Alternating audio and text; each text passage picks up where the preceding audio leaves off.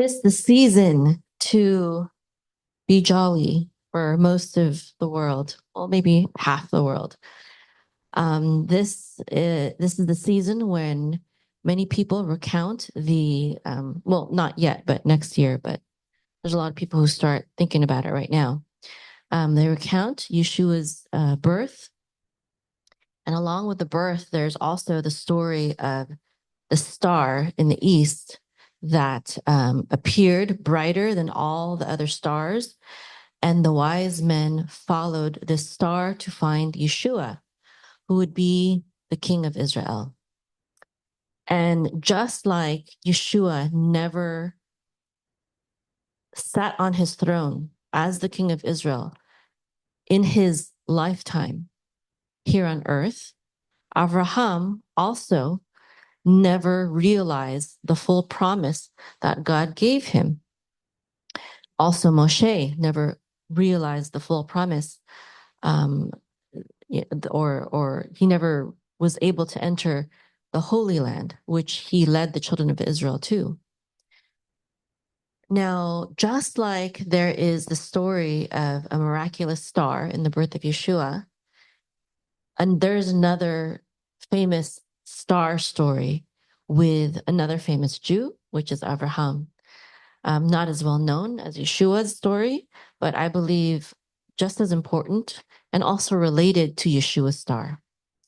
In The Legends of the Jews by Louis Ginsburg in 1909, he recounts a midrash, which he got from medieval sources, and I don't know where it came from before that. But there's a story about the star in the east, and it starts this story. I'm going to start. It's found in Sepharia. It says Terah had been a high official at the court of Nimrod, and he was held in great consideration by the king and his suite. A son was born unto him, whom he called Abraham, because the king had raised him to an exalted place. In the night of Abraham's birth, the astrologers and the wise men of Nimrod came to the house of Terah. So this is very similar to Yeshua's star story, right? There's the wise men of the east and astrologers.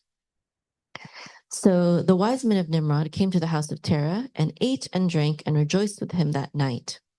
When they left the house, they lifted up their eyes toward heaven to look at the stars, and they saw, and behold, one great star came from the east and ran athwart the heavens and swallowed up the four stars at the four corners.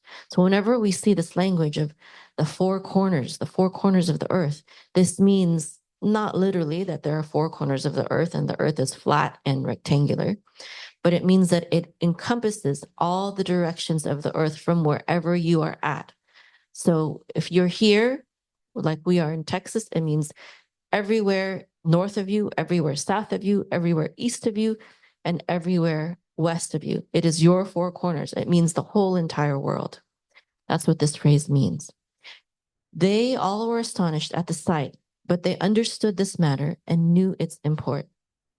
They said to one another, this only betokens that the child that had been born unto Terah this night will grow up and be fruitful, and he will multiply and possess all the earth.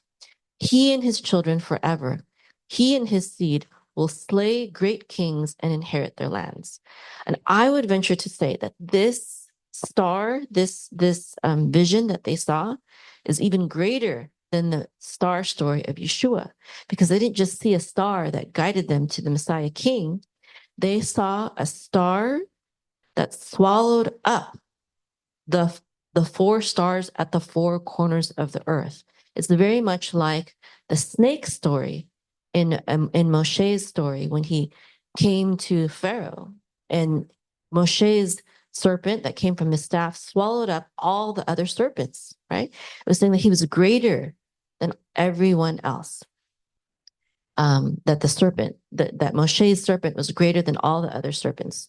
And so this star, Avraham's star, was greater than all the other stars, and it would swallow them all up. So they went home that night And in the morning they rose up early and assembled in their meeting house. They spake and said to one another, Lo, the sight that we saw last night is hidden from the king. It has not been made known to him. And should this thing become known to him in the latter days, he will say to us, Why did you conceal this matter from me? And then we shall all suffer death. Now let us go and tell the king the sight which we saw, and the interpretation thereof, and we shall be clear from this thing. And they went to the king and told him the sight they had seen and their interpretation thereof. And they added the advice that he pay the value of the child to Terah and slay the babe. So one of the differences between this story and Yeshua's star story is that the wise men were not on the side of God. They were not on the side of good. They were on the side of evil. And they advised the king to kill the baby. Whereas in Yeshua's star story, the wise men did not fully disclose to King Herod what their intentions were, because they did not want baby Yeshua, to be slain. Perhaps they knew of Abraham's star story. Perhaps they knew, which is why they knew to hide the full information from the king to protect Yeshua. But in both stories, the babies that were destined by God to rule the world, or in some way, one shape or form or another, they were spared and they were saved.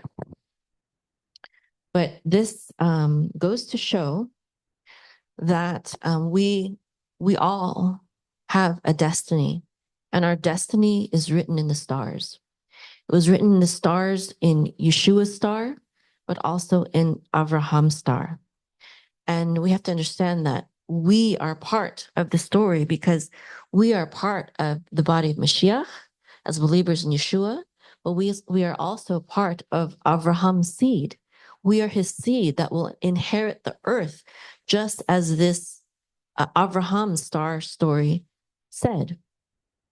And so we have to remember this so that we understand what our destiny is. And when we understand what our destiny is, as part of the body of Messiah, as Abraham's seed, who will one day rule over all the nations of the earth. This is destined to us, this is promised to us. And this is why so many nations and so many people despise the Jewish people, because they know. And if the individuals don't know, their leaders know. Their leaders know that the world is destined to Avraham's seed, that ultimately we shall be the rulers of the earth if we are faithful to God's commandments, if we are faithful to Yeshua's words. This is our destiny.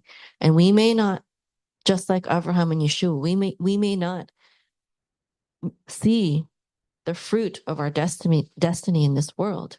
Avraham was promised great things which he did not see. He was promised the land of Israel, which he was never able to rule over.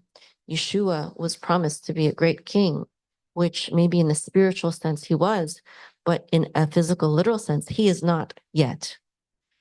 But this doesn't mean that we won't see it. This just means that we have a purpose on this earth at this time. And when Mashiach comes, whether we will be alive at his arrival and at his coronation, or whether we will have to be resurrected, it doesn't matter. We will see our final destiny and the final destiny of all those who believe in the God of Avraham, Yitzhak, and Yaakov, the God of Yeshua. And so we should remember that we should be faithful to our star, to our destiny. You know, when we look at a compass, all we have to find out is where's north. Where's north? And so when we understand where north is, then we understand east, south, and west, and where these directions are. Our north is Hashem and his Torah. And when we understand what the Torah says and what Hashem wants of us, wants of his people, then we know what to do with every other part of our life. We know what gifts and skills and desires and passions that God has given us. And we know, we are promised that he will bless us and he will make us fruitful if we stay faithful to him.